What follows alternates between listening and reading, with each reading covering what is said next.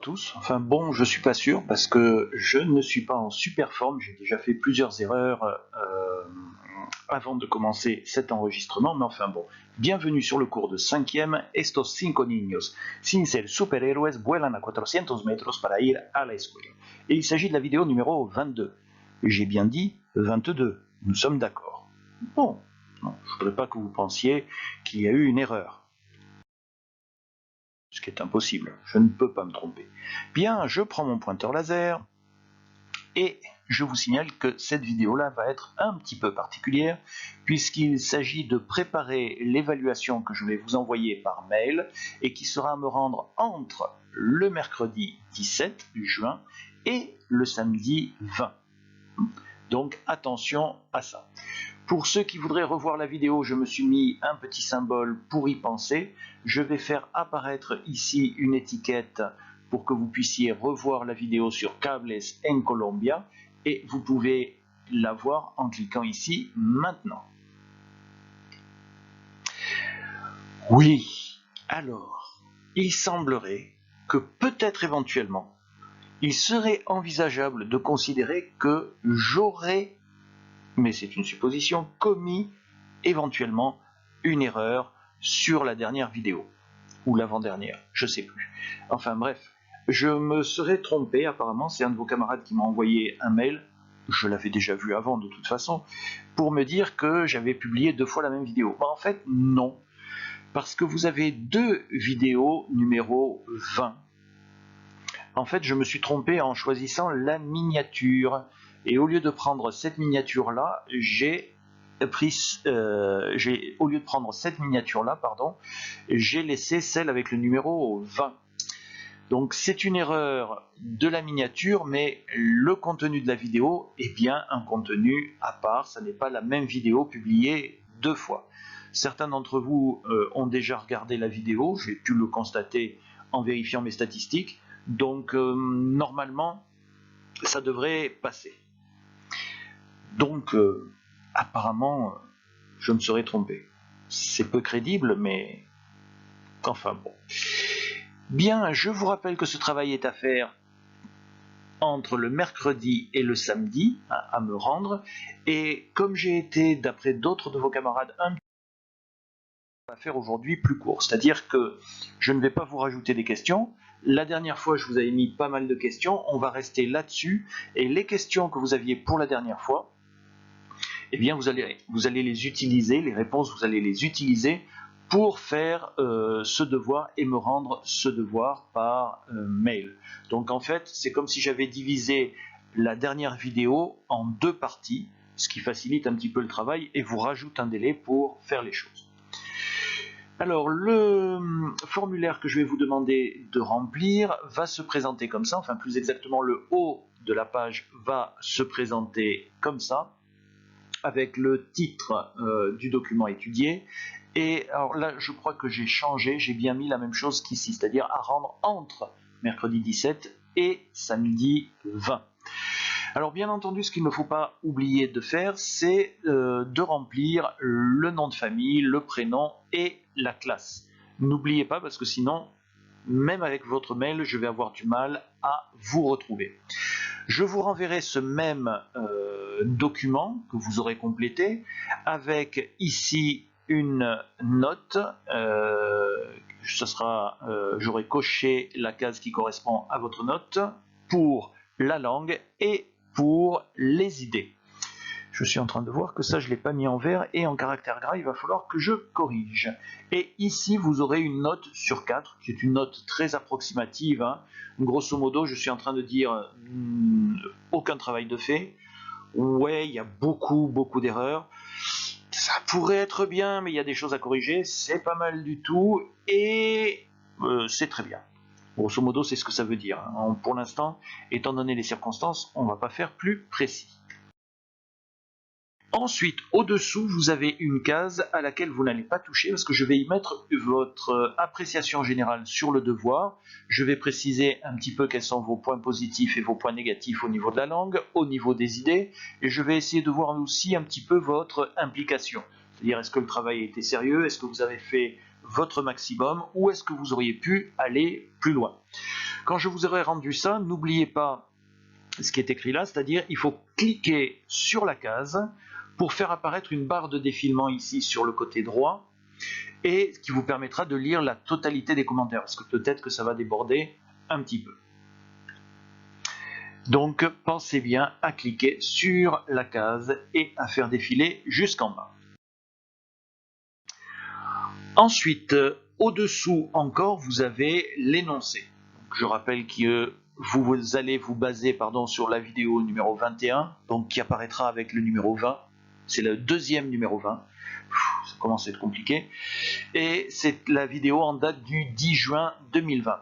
El trayecto de casa a la escuela. Alors, le sujet lui-même, c'est celui-là, en caractère gras. Répondre aux questions suivantes en écrivant des phrases complètes. Alors là, je l'ai bien précisé parce que certains élèves, pour le devoir précédent, avaient oublié de rédiger. Ils avaient simplement marqué un seul mot en réponse. La réponse était juste, mais n'ayant pas de phrase, c'était quand même extrêmement gênant. Je suis là aussi pour évaluer l'espagnol que vous comprenez, mais aussi l'espagnol que vous produisez.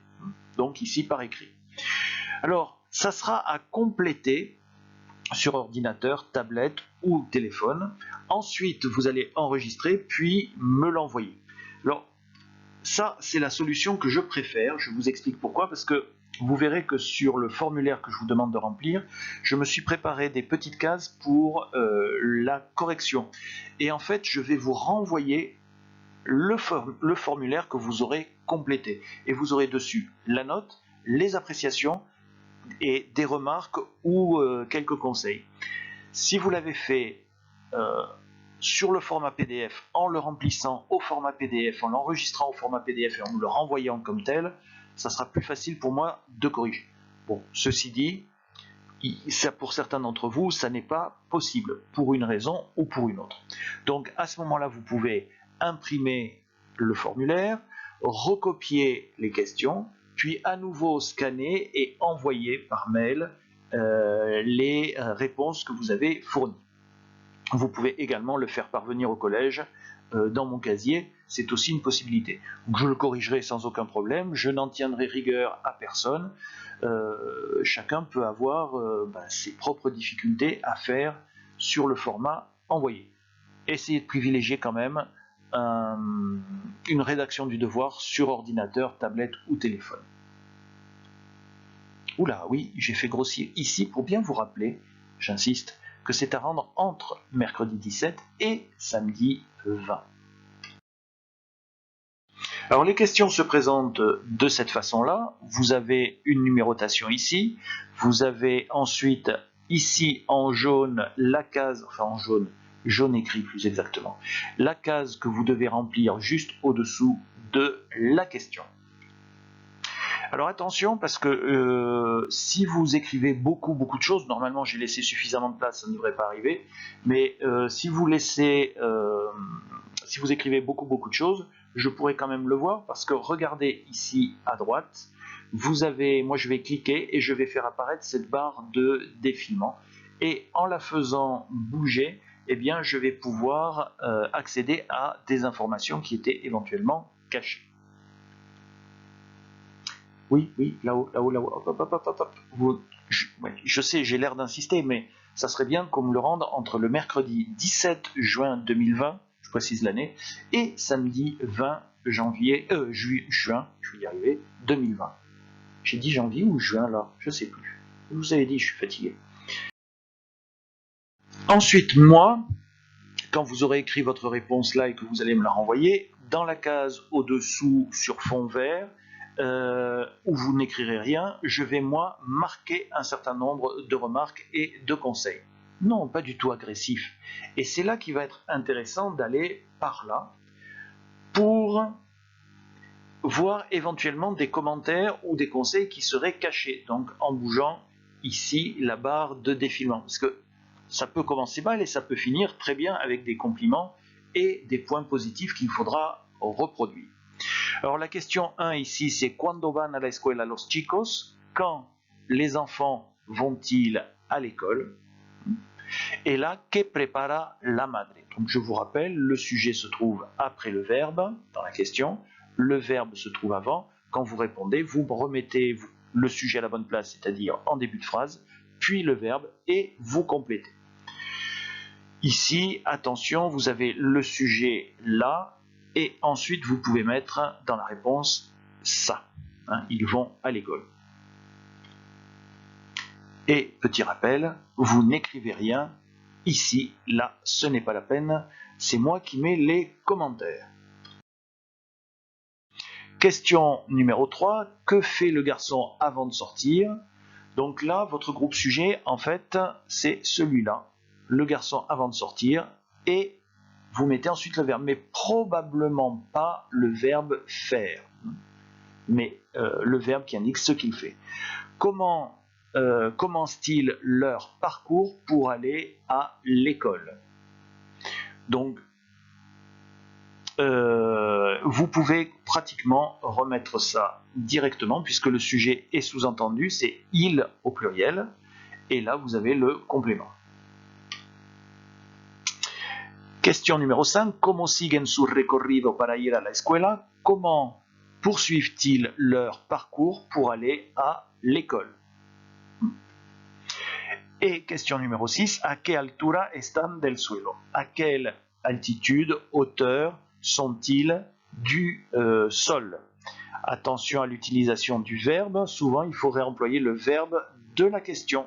Et ici, c'est le verbe estar qui est déjà dans la question. N'allez pas mettre le verbe ser. Question numéro 7. ¿A dónde quieren llegar? Où veulent-ils arriver? Attention, après le verbe dans la réponse, il faudra mettre la préposition a qui veut dire vers. ¿Cuál es el problema de la carretera? Quel est le problème de la route? Donc ici, vous avez le groupe sujet, el problema de la carretera, et vous avez ensuite le verbe ser qui apparaît ici. Oui, de nouveau ici, j'ai refait bouger hein, pour vous rappeler, sans insister et sans être trop lourd, que c'est à me rendre entre mercredi 17 et samedi 20.